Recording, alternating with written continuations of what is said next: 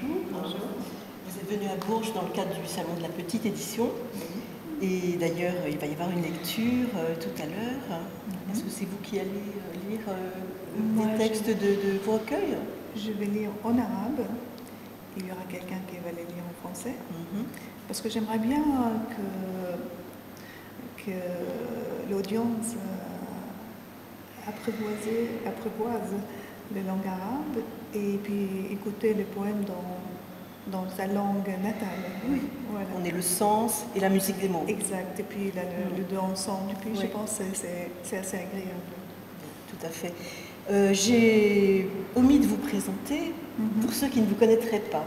Vous êtes d'origine syrienne, vous êtes né en Syrie, vous y avez grandi, vous y avez fait vos études, et vous êtes venu en France il y a de cela 26 ans, où vous résidez toujours actuellement.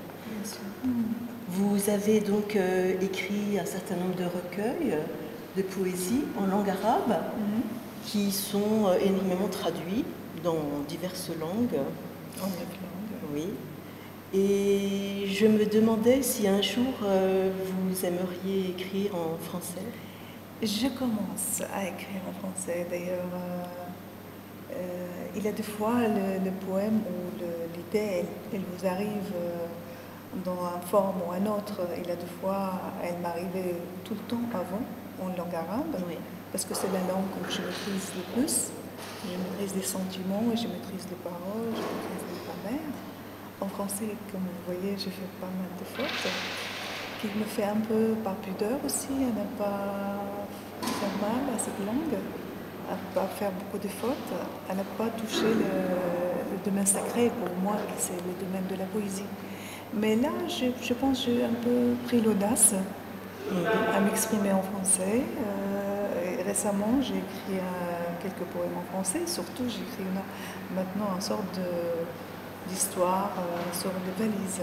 Ça s'appelle Éloge à la valise. Éloge et j'écris en français. C'est une nouvelle ou c'est une... Je pense à une sorte de prose où il y a les valises, les personnages essentiels. Parce que je fais pas mal de voyages et la valise devient un compagnon. Un compagnon, exact. Alors votre poésie est une poésie qui utilise des mots simples, qui va à l'essentiel, qui traite beaucoup de thèmes comme celui de l'amour, du désir entre l'homme et la femme, également de la solitude, des déceptions que la vie peut occasionner et des espoirs. Est-ce que vous pouvez nous en dire quelques mots? Moi, je pense la dernière fois, comme mon éditeur anglais, il m'a envoyé le préface en disant Maram al-Masri, un poème de l'amour. J'étais un peu pas très contente parce que je ne me considère pas une poète de l'amour. Mais en fin de compte, c'est vrai, je suis une poète de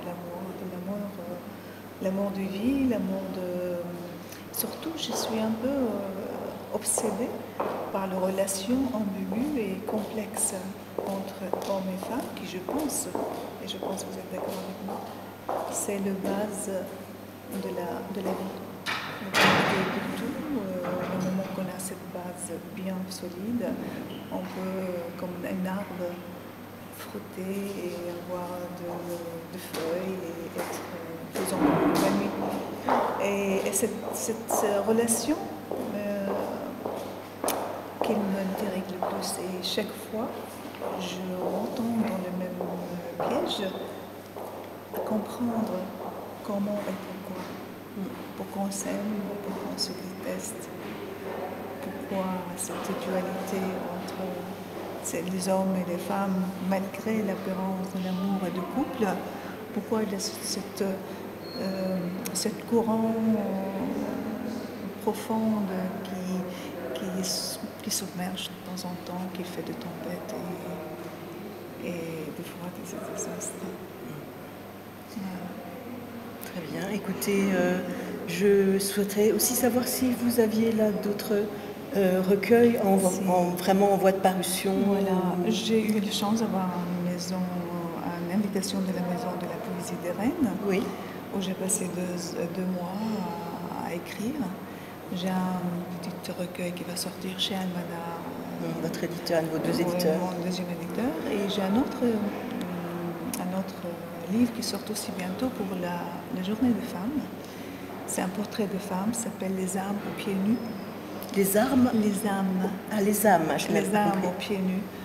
C'est un portrait de femme sur sur des femmes. Un peu d'ironie, un peu leur histoire. Mon histoire, pas mieux. Et je pense que ça peut être un très beau livre, très réalistique. Il parle de la vie de cette femme, de ces âmes qui sont souvent aux pieds nus. Voilà. J'espère qu'il y aura du succès qu'il a eu les autres livres. Oui, ils ont obtenu un très grand succès. Vrai, beaucoup. Ouais. En Espagne, j'ai été 3 fois pour Cerise Rouge, en France aussi, en Italie. Je te le garde en Espagne, il reste 4 semaines les meilleures ventes. Pourtant, je suis étranger, je ne suis pas du tout là-bas. Et c'est pas tous les jours que ça arrive à un ouvrage de poésie. Non, et d'être traduit même en Serbie, en Corse, etc. Eh bien, donc, prochainement, on pourra trouver ce livre. Et puis, vous allez trouver 2 livres. Les autres, les autres, du moins ceux qui ne sont pas épuisés, parce que je crois que vous en avez un qui était épuisé. Il y a un livre là qui sortait chez Segers. Je te menace d'une colombe blanche. Oui. C'est un livre que j'ai écrit quand j'avais 19 ans. Et un livre plein de fraîcheur, de naïveté un peu, mais quand même il y a quelque chose qui commence à germer dedans. Et oui, c'était aussi rigolo parce que cette menace-là qui est tombée le 11 septembre, venant d'une arabe qui menace le monde avec une colombe blanche. Voilà. Un peu d'ironie. Mara Malasri, merci. Merci à vous. Merci.